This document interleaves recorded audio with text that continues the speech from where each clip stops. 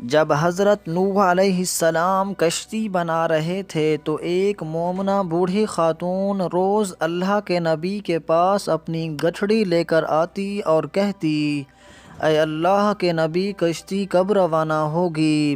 حضرت نوح علیہ السلام فرماتے، ابھی دیر ہے۔ وہ عورت شام تک بیٹھی رہتی اور اٹھ کر چلی جاتی اور اگلے دن پھر آ جاتی۔ ایک دن حضرت نوح علیہ السلام نے فرمایا کہ اے عورت، جب جانا ہوا تو تمہیں بتا دیا جائے گا۔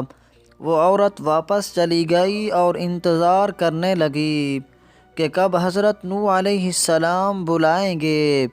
اسی دوران عذاب آیا اور کشتی روانہ ہو گئی، لیکن حضرت نوح علیہ السلام نے اس عورت کو نہ بلایا۔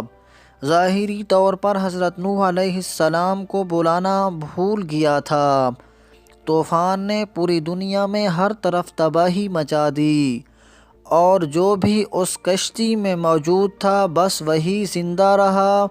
جب طوفان تھم گیا تو ایک دن حضرت نوح علیہ السلام کے دل میں محبت اٹھی کہ شہر کو دیکھوں جہاں سے میں چلا تھا۔ جب وہاں اور قریب جا کر دیکھا تو ایک جھونپڑی میں دیا جل رہا تھا۔ حضرت نوح علیہ السلام یہ دیکھ کر چونک گئے کہ روئے زمین پر کوئی ایسا گھر بھی ہے کہ اتنے عظیم طوفان کے بعد بھی چراغ جل رہا ہے۔ انہیں وہاں تکبیر بلند کی۔ وہ عورت سامان لے کر باہر آ گئی اور کہنے لگی کہ یا نبی اللہ، کہ کشتی تیار ہے، چلیں۔ حضرت نوح علیہ السلام حیرت سے اس کو دیکھا اور فرمایا، رکو، کیا تمہیں کچھ بھی پتہ نہیں چلا؟ وہ کہنے لگی، یا نبی اللہ، کیا نہیں پتہ چلا؟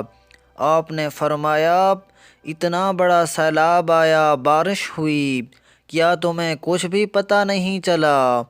بڑھیا کہنے لگی، یا نبی اللہ، بس ایک دن بادل گرجے تھے، کچھ ہلکی سی فوار پڑی تھی۔ حضرت نوح علیہ السلام حیران ہو کر آسمان کی طرف دیکھنے لگے اور کہا، میرے اللہ، یہ کیا ماجرا ہے؟ اللہ تعالی نے حضرت نوح علیہ السلام پر وحی بھیجی تھی کہ اے میرے پیارے نبی، کہ اس عورت کے دل میں چونکہ تمہاری محبت تھی کہ میں نے اسے پابند کر دیا تھا، اور چونکہ تمہارا اس سے وعدہ بھی تھا کہ نجات کی کشتی میں اسے لے جاؤں گا، جب کہ تم نے اپنا وعدہ پورا نہیں کیا۔ لیکن اے نوح، میں تو تمہارے وعدے کا ذمہ دار تھا، اس لیے میں نے اس بڑھیا تک عذاب پہنچنے ہی نہیں دیا۔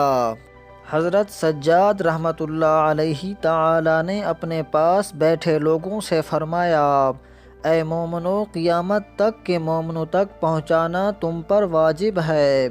انہیں بتا دو، جس نے ہم سے محبت کی، قیامت کا عذاب ضرور آئے گا، لیکن جیسے اس بڑھیا کو پتہ نہیں چلا، مومنوں کو بھی پتہ نہیں چلے گا کہ کب قیامت آئی، کب چلی گئی۔